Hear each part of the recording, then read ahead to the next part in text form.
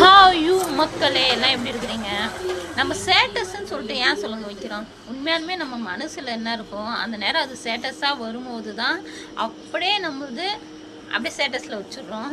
அடுத்தவங்களை கஷ்டப்படுத்தணும் இல்லை அடுத்தவங்க நம்மளை பற்றி பாவமாக நினைக்கணுன்றதுக்காகலாம் நம்ம ஸ்டேட்டஸ் வைக்கிறது இல்லை.